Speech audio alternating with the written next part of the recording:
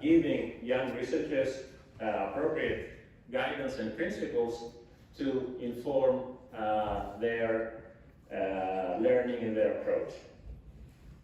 Is everything okay? Can you all hear me? So first of all, I want to introduce, so Prof mentioned her experience 10, 11 years ago when this center was first created. So we have the opportunity to do something, we hope, to follow these steps. We have a new interdisciplinary research group, which is called SInnoPSis, and is interested in studying science itself. So to study the processes and the institutions that inform science, whether it is successful in its mission, whether improvements need to be made, how and when to utilize insights from science to inform actual policy. So our center is based on the economics department, but one of its major missions, and I want to encourage you all here today, is to bring together different University of Cyprus researchers interested in the study of science and innovation. And I believe firmly that each discipline has its own tools to contribute to this endeavor, that we should all care about how to make science robust, reproducible. Of course, that was always, in some sense, the challenge, right? So now it just becomes a little bit more concrete in a new discipline called meta-research, which I will spend some time to talk about.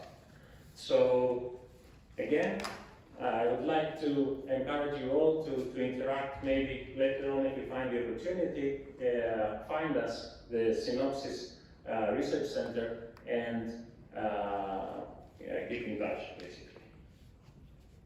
So what will today's talk be about? It's going to be about a brief introduction into the interdisciplinary endeavor called meta-research, and why it is relevant and important for psychological sciences. So why is this important? Because it is about the connection between science and policy, as we stated. And secondly, it is about how interdisciplinary approaches, how insights and inputs from different disciplines can contribute to this connection, as I will explain. And then, secondly, I will speak about a more recent and very active area of research, which is about the problem per se of scaling up interventions. One can focus by thinking about behavioral health interventions, social science interventions, not necessarily policies that pertain to the macro level. We economists have usually been associated with macroeconomics, but I am a microeconomist, so the focus will be more on interventions, for example, that come from experiments with human participants, social, behavioral, and so on and so forth. So basically the fundamental research question is, can we systematically say something about the degree to which, when a new discovery is made using experimental, observational, social science methods, can we say something about how promising, in a rigorous and, if possible, quantitative way, how promising it is to be transformed into a policy? So this is the question that is being asked in this research agenda. And as today we have the pleasure and the honor to have so many young people and people who are now informing their norms of behavior, their habits about doing research, we will speak briefly about a few best practices stemming from meta-research and the science of doing science as a colleague in the area has called this agenda of scaling up. So let me just introduce the main point a little bit, hoping not to be too early for some of you to face some truths about science. So first of all, we're all interested and attracted to science because we have the philosophical interest of learning about the world around us. And secondly, we all care about science, okay? The representative of the government of the country cares about science as is here today because it can affect policy. It can change the world around us, okay? So, especially the second point, the challenge is in translating scientific insights into real policy interventions. And here, I want to point into the active research that is happening in the area, and this is just one example, recently published book by one of the pioneers in this area, the economist John List from the University of Chicago, who discusses about the challenges in scaling up interventions.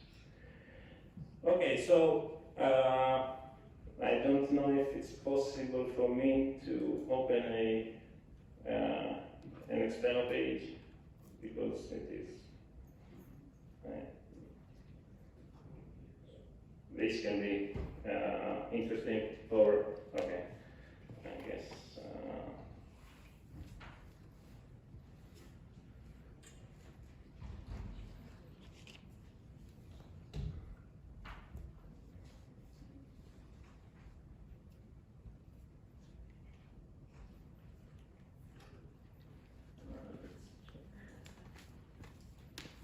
Okay, that's fine. I will try not to make this transition because it might be a little bit challenging. So I was trying to give, especially to young people, a little bit of a flavor of the difference between idealistic science and what we observe as we become researchers. There's a famous website with PhD comics that brings us a little bit into this disparity between the two, but it's okay. So of course I didn't want just to copy material. All right, so we all start with being idealistic and wanting to discover truths about the world and expanding our range of knowledge. But the more experience we get, the more we realize that science is a human endeavor, a human institution with its own rules.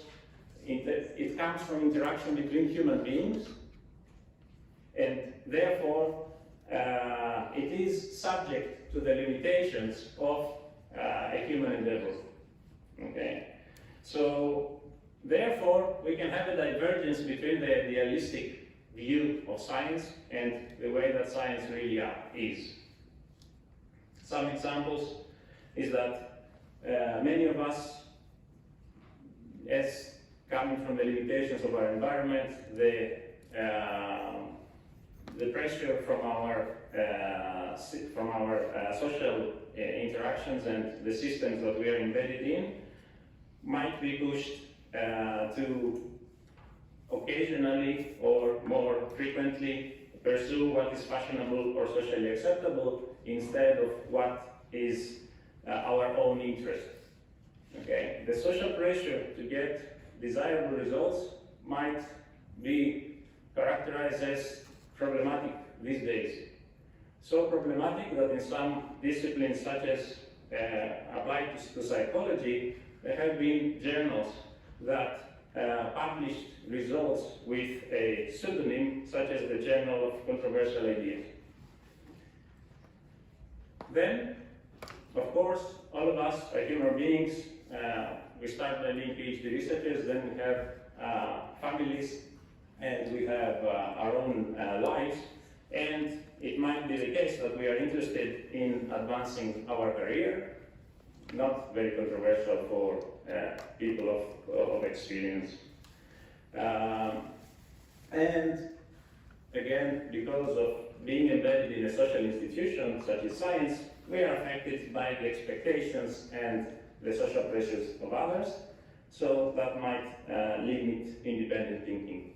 So where does this lead to? What am I trying to say? I'm trying to say that science itself might be an interesting area to study with the tools of social, biomedical, and in general scientific tools to actually understand how it performs as an institution. This is about what meta-science is. Now, for most of you who are psychologists, how does this relate to you? I will just briefly mention something that it is relatively well known. I'm not going to spend much time on that. For approximately a decade ago, much discussion was developed about what was claimed to be by some as a credibility crisis in science. Okay? And it started to some degree, the discussion in psychology started by a special issue in the Journal Perspectives of Psychological Science, and then it produces several initiatives to try to strengthen psychological science, try to examine whether there is a problem and the degree to which it exists, with some initiatives on replicability. I would have to emphasize that psychology is a pioneer, is a very important driver, among the most important in the discipline of meta-research, showing that psychologists take science very seriously, trying to learn about how it performs and improve practices. Of course, psychology was not the only discipline that was discussed in this regarding this problem of potential credibility crisis, but also economics, biomedicine, and several other disciplines. I would say many disciplines outside the traditional hard sciences. Okay, so this is just maybe a funny example, but maybe the most characteristic of all. It has to do a little bit with neuroscience too. So in this famous or maybe notorious study, some researchers analyzed the brain images of a dead salmon.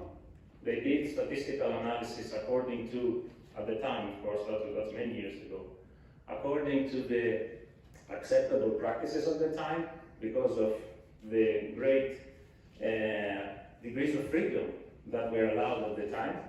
And they made some very nice and interesting conclusions according to the standards of contemporary practice, but the only problem was that, as I was telling you, the initial scan was based on a dead salmon. So that kind of illustrated that there might be an issue and so on and so forth. And of course, I have to emphasize repeatedly, of course, psychology or neuroscience are not the only areas that have challenges. This applies to science as a whole, okay, but this is an audience of many psychologists.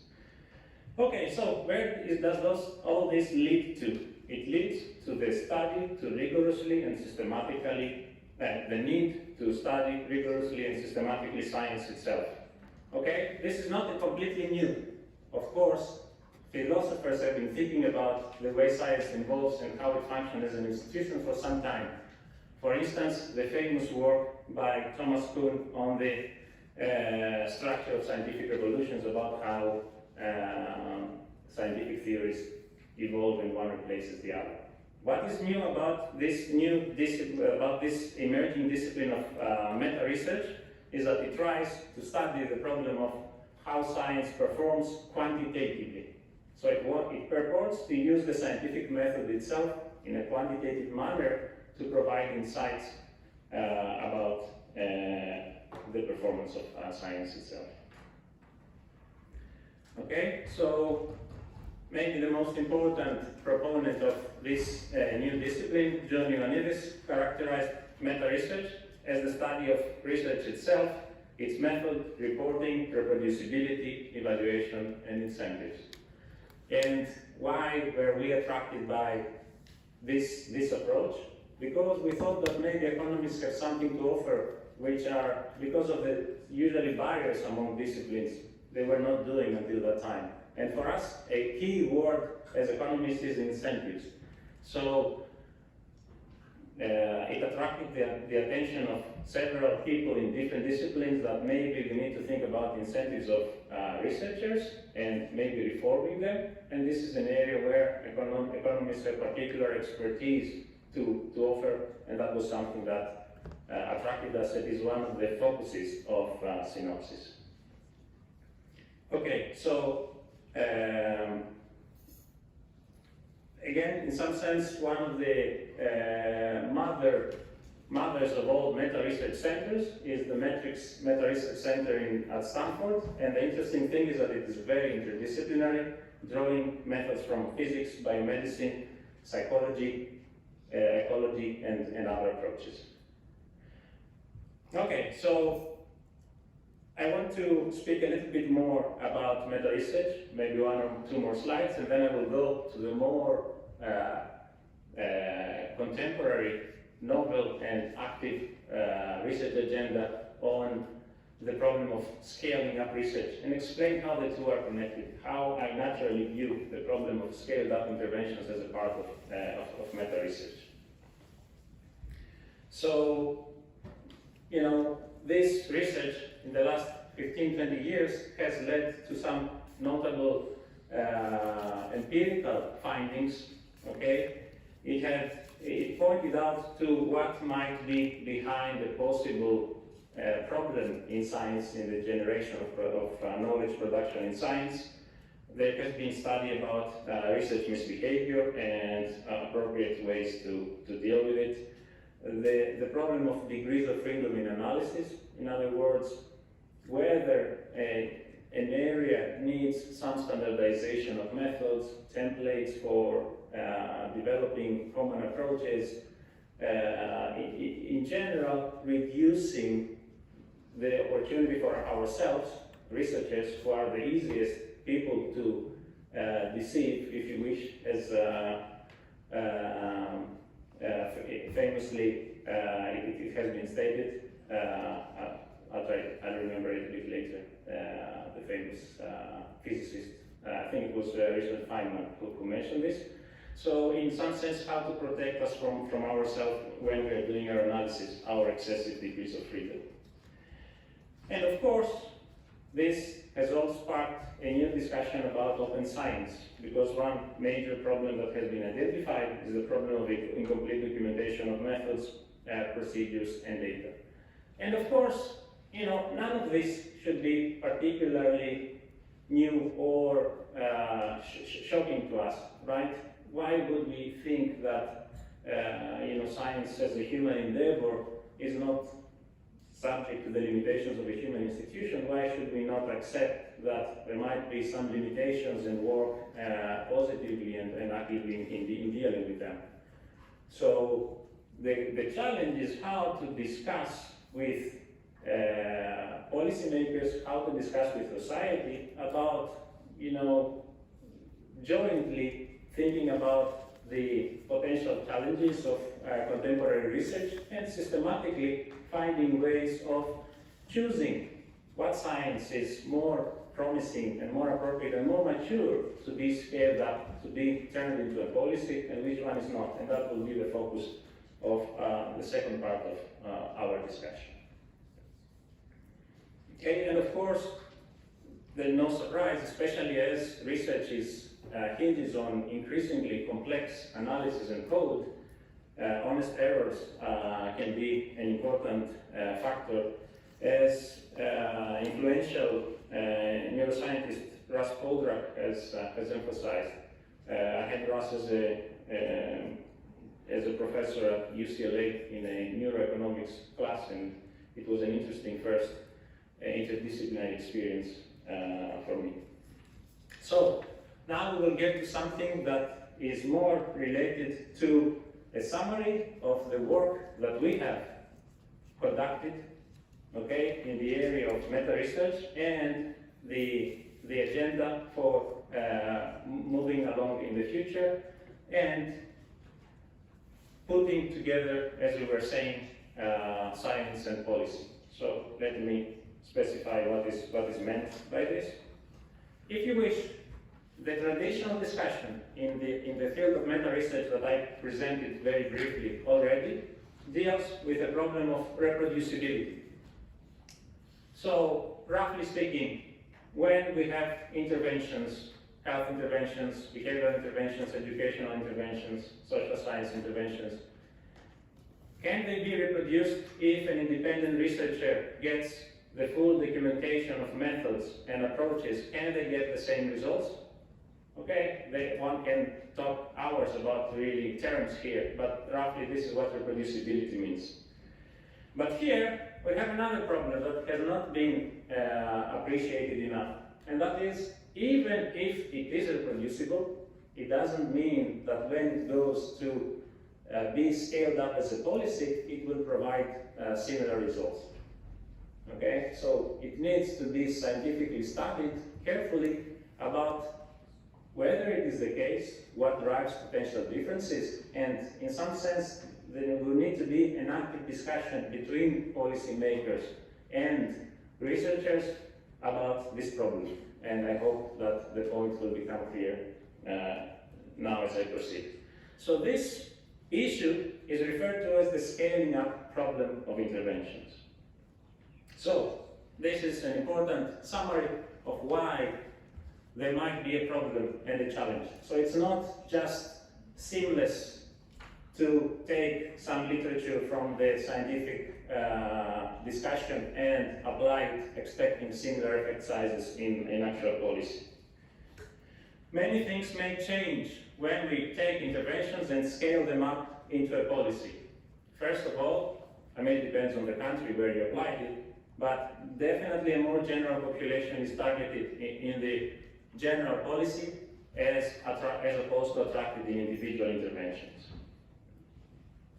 And instead of having specialized researchers, well-trained, very well motivated by their professors, by their own interest for their career to get good interventions appropriately administered to get results, we might have less specialized people who are with less strong incentives for the intervention to work. And the same holds not only for people who administer the intervention, but potentially even for those who organize parts of an intervention. Okay, again, instead of having very specialized, extremely smart and motivated researchers in organizing an intervention as a policy, we might have people who have weaker incentives. And then, of course, the issue of the population returns again, not just in terms of the more general population, but in terms of the challenge in determining how people really choose to participate in studies, whether there are selection effects, whether there are particular eligibility conditions to participate in a study or to receive a policy, and all those potential differences. This is not an exclusive list, but it can often have important implications. Why is this important? There is a very active research agenda now. I will speak about what we've done in a moment, that compares effect sizes, average effect sizes from interventions from the scientific literature, and compares it to the sizes when these are scaled up. For instance, there's a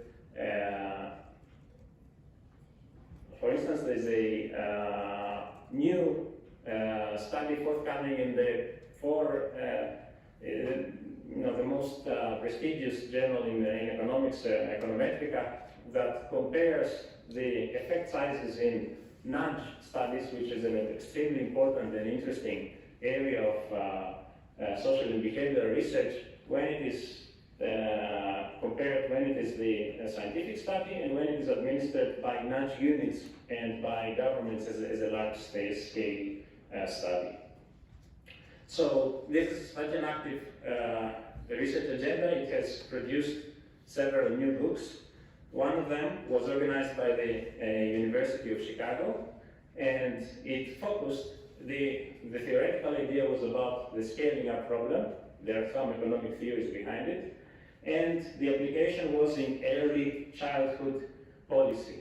Chicago is a city that faces particularly acute problems in terms of inequality and poverty, and I think rightly so, the problem has been identified in inequities in education.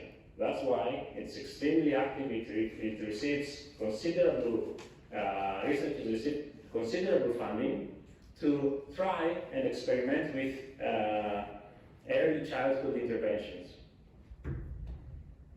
And therefore, it is a particularly well-suited area to think about the problem and the gap between results of scientific studies and results of scaled-up interventions. Okay, so now we will get a little bit into the main part of what we are interested to say. Okay, we have contributed in that book, put together with Maniadis and Fabio Tufano, and in some sense we have put their insights from our past research too. Okay, and we focused on a few examples from the early childhood literature. Okay, and we discussed that there are some programs famous and very well funded in Chicago and the rest of the US, such as My Hope, Head Start Cares, and Family Connects. And we discussed this as case studies to see what can be the problem when you have different results from scientific interventions to the scaled up studies. So by now, I hope I have given you the message. It is important to think about two general categories of reasons why there might be a problem for the translation of scientific research into similarly effective policy. One is that maybe the studies are not reproducible. Okay, so even if done with other researchers, they would not give similar results. Even though studies are reproducible, there might still be a problem. The second category of the problem, when implemented as a policy, it might change dimensions so critically that you get different results. So it's important to have theoretical developments that specify and differentiate between the two, that guide our future research and understanding of the phenomenon. And I strongly believe, especially for the second part of scaling up, the input of policymakers and appropriate advisors of policymakers is crucial. And I will get into a concrete example in a second. Very good. So, all that we are doing in the area rests on, I'm not even going to speak technically about this, on an extremely simple equation. Just basic Bayesian thinking. Okay, we have a new hypothesis. For instance, does oxytocin increase trust in a certain environment? Okay, we conduct statistical tests as scientists usually do. They have significance levels alpha, power 1 minus beta, and pi. For some of you, although by now I imagine that would not be the case, pi must be something that not all of us have thought about, which is the prior. Before conducting the study, how likely did we consider the association to be true? This is very important, and I can go back into further discussions if you have time, but also the prior matters. So, this summarizes a little bit the insights from years of work with colleagues and collaborators on factors that affect the post-study probability. Roughly speaking, the post-study probability captures the degree to which we believe an association is true, conditional on all the evidence that we have observed from science. Okay? What contributes to a positive post-study probability? A large trust into the phenomenon, potentially, that means large trust potentially promising to be scaled up as a policy. Do the experiments or the studies have large sample sizes? Do they have large priors? How do we have that? Are they supported by established and well understood theories? Of course, totality of the literature has the result been replicated, ideally by independent teams. And the studies, as we move along, new approaches have come. Have the studies been pre-registered? That's a very important issue, I would say, for economics, very much so, especially for observational research sometimes. And factors that contribute to a lower post-study probability, so lower faith into the scientific finding, would be the degree of methodological flexibility in a discipline, lack of standardization, excessive flexibility, the degree to which an scientific area suffers by publication bias, meta-research evidence, as particular meta-analytic evidence, often with its problems, can inform us about the problem. Whether the replications take place in a social norm of sympathetic replication, which means that you're expected to get similar results to the initial study. Several disciplines might have different social norms with respect to what is rewarded more, finding similar results or opposite results. And of course, conflicts of interest. So I think that I should be wrapping up a little bit. All right, very good, very good. So this is our work so far, okay? It has to do with traditional meta-research. It has to do with, roughly speaking, with reproducibility. Our new research area that we try to expand, and maybe I get in touch with you researchers, young researchers, established researchers, to maybe apply tools from established disciplines to attract the problem of scaling up. What do I mean in the remaining time? This is a research agenda that we have right now. This is SInnoPSis. This is a tool that tries to quantify the fundamental problem of scaling up. How close is a study as administered in the literature to the final form of the application of the implementation of the same mechanism as studied in the literature, but as a policy? How different is the experimental environment from the final policy environment? The researchers that we have been working with to apply this tool in the social and behavioral scientists from biomedicine have established several categories and are using psychological tools to measure subjective perception of researchers regarding the difference between the experimental environment and the policy environment. And that's where the input of policymakers, in my opinion, is critical, or appropriately, well-rounded advisors to policy researchers. They can help substantially in telling us how they believe the final environment of policy making will look like, so that there is enough input and a reasonable quantification of the difference between the experimental environment and the policy environment. Researchers alone, okay, unless they also have a hat of a policymaker and experience there, will be more difficult to use such tools. So in other words, instead of pure subjectivity in choosing what policy to choose, what policy looks promising to scale up, what findings from the scientific literature look promising to scale up as a policy, this approach potentially will bring some rigor, some quantifiable measures into thinking about how scalable a policy, how scalable a scientific finding is.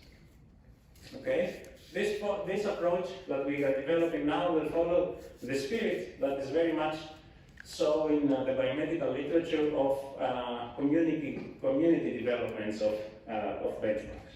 Okay. I just mentioned this already, that there is existing evidence and active research in the scaling up problem, differences between scientific studies and scaled up interventions.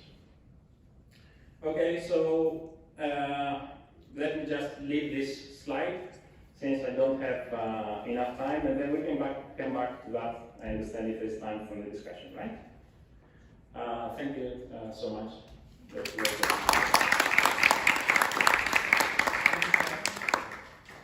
your think we have time for some questions. I'm sure the audience has many questions for you. Andrea. Good morning, wonderful talk. Thank you very much. I'd actually like to challenge a little bit the conclusions in two ways.